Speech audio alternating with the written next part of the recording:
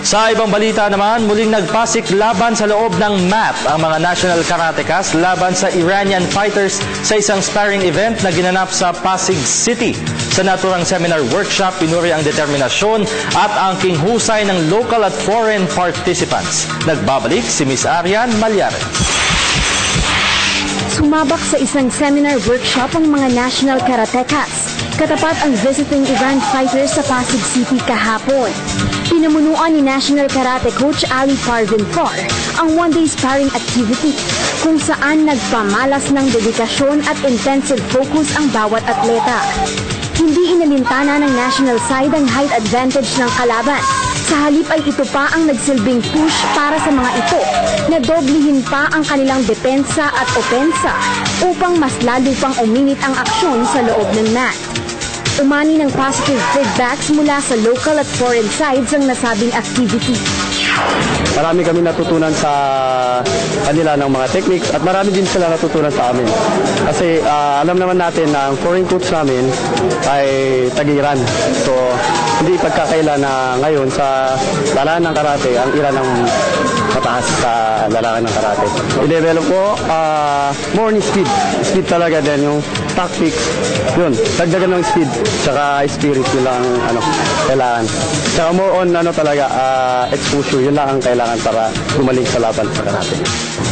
ما خیلی خوشحال هستیم این تمرین کردیم و تمرین خیلی خوب بود و خیلی چیزا ما یاد گرفتیم تو این تمرین و همین تمرینات یه گامیه به سوی قهرمانی با هر لولی باشه، حالا چه دوستانه باشه، چه چمپیونشیپ باشه، چه تورنمنت‌های کوچیک باشه، همه اینا یه تجربه‌ایه که یه پلیر به دست میاره.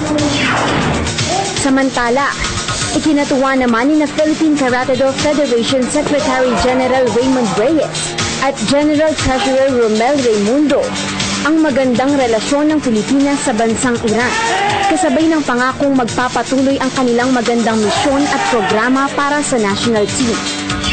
Kausap nga namin kanina yung team manager nila na binanggit din sa amin na ini-invite yung Philippine team natin, ng karate team natin to participate sa championship nila. And gaya nga ng nasabi rin nila, transportation lang daw ang sasagutin ng team, and the rest sila bahala sa buong grupo natin.